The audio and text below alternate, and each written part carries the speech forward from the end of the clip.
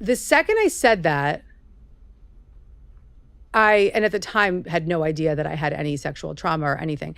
The second that I said that, I felt the whole energy in the room tank. I think I saw Demi's face was like, Gabby Bernstein, a role model for spiritual seekers. This is a really important episode that I've been wanting to do for a long time, and it's something I've been thinking about for a long time. And you are someone who has been very significant to me. Even though we're not close friends, you've had a lot of significance in my life. And from a long way back too. What, like 15 years? Yeah, 15 years. 15 years. And so I want to open by sharing our story. Yes. Which is a story that I've honestly never spoken out loud. Maybe I told Joshua before this episode, but it's not something I've actually spoken about much. And it's something that there's a lot of shame in it. And it's like crazy and sort of opening me to witnessing a young part of myself that was so dissociated and checked out. So backstory, we meet for the first time. I think it was the first time we met when you had your show. You had a show. What network was it on? It was on Lifetime. You had a show on Lifetime that you were producing with Demi Moore? Yes. Okay. The Conversation. The Conversation. And it was this very like ahead of your time kind of show where you would sit down, only big talk, just like I like it. Yes. And just get into it with all kinds of people. And you had these like crazy celebrities. You had Lady Gaga. You had, who did you have on the show? Like, oh my gosh, Alicia Keys, Lady Gaga, Gwyneth Paltrow. I mean, just so many amazing women. There's a long list. And then for some reason you decided to invite me to be on the show. And this is 15 years ago. I don't really know where I was at. My career was just sort of budding. And so it was like, you can imagine it was a big deal for me to get that call. Well, you were also ahead of your time with what you were doing, right? So, I've been in recovery a long time, as have you. Mm-hmm. And there were not many people who were speaking with the perspective that you had at that point. Yeah. And there weren't people who were speaking with the perspective that I had at that point in a public forum. Mm-hmm. And so I knew who those women were, and they were few and far between. So you were on my radar as someone who I wanted to speak to because I knew that you would be willing to have a conversation with me about, real basically. Right. Okay. So so I'm in this place where I'm like, wow, okay, I'm being asked to do this thing. I was probably in my late 20s, early 30s, probably at that point. And I was definitely a little bit starstruck and kind of like, oh, I'm showing up for this thing at your house and, got my makeup artist and the whole fucking thing. And I sit down with you and we do this interview and everything seems to be going okay. And around that time, I was deep, deep, deep in A Course in Miracles and deep in the work of Marianne Williamson and really trusting in this one mindset, which is like very direct. It's like, only love is real. Right. Only love is real. And that the fearful experiences that we have in our life are all based on our detour from fear, our descent from magnitude into littleness. And from a spiritual perspective, that made sense and that has merit.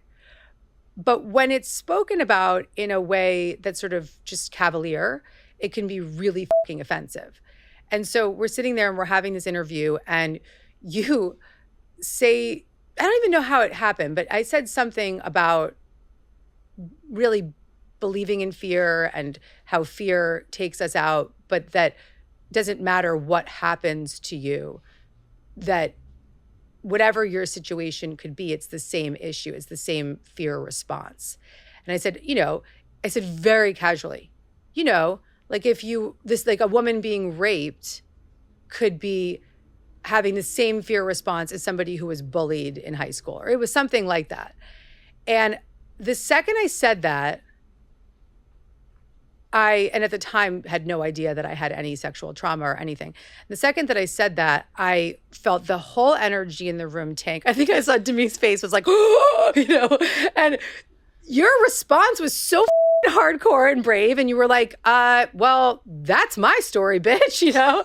And it was like, you know, you actually handled yourself really beautifully, but you came right back and you were like, well, that's my story. And like, I don't think you have any idea what the you're talking about. So ultimately, you know, we carried on with the conversation. You were very gracious. You took photos, da, da, da.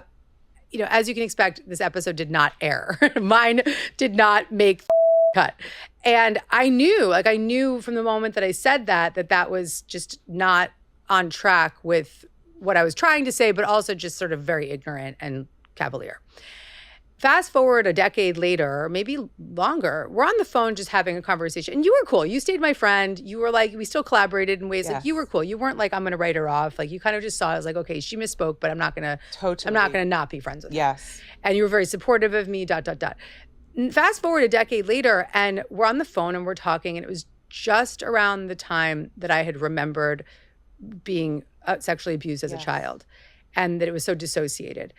And on that call, I came out and I was like, Amanda, I had no idea that was my truth. Mm-hmm. And I was in such a dissociated state that I could even speak about those types of things without any emotion or any connection at that time, because I was so checked out about it.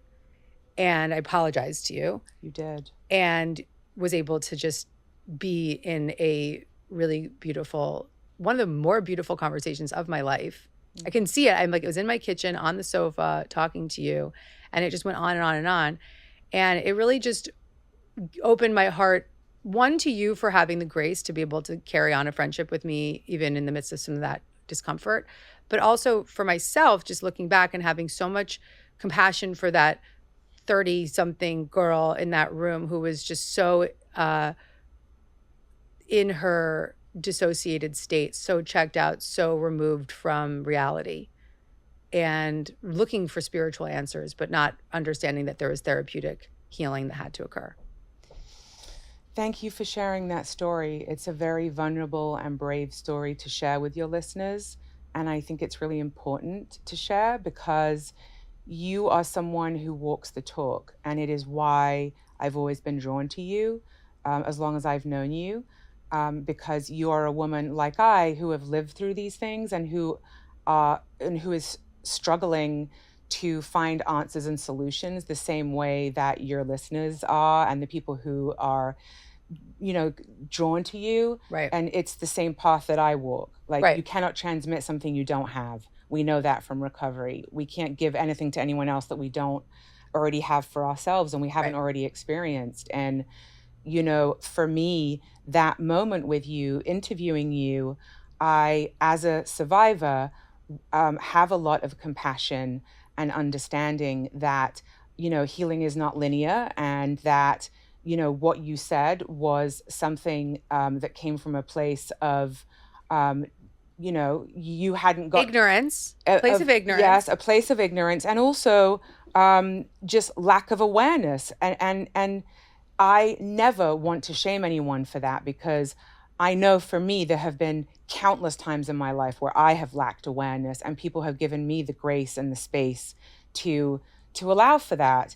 And fundamentally, when we talk about supporting women, the reason I chose not to air that interview was because I felt protective of you. Yeah, totally. And I felt like I wanted to shelter you from any criticism that you may have gotten from saying that. Mm-hmm. And I understood it, but I knew that if that went out in the world, that could cause harm for you. Mm-hmm. And I didn't want you to experience that. It's interesting that you say that because I remember feeling like, oh, thank God that didn't air. You know, like there was this ego part of me that's like, oh, wait, but that's such a big show and I want to be part of it. But then there was like this truth that was like, thank God that didn't happen.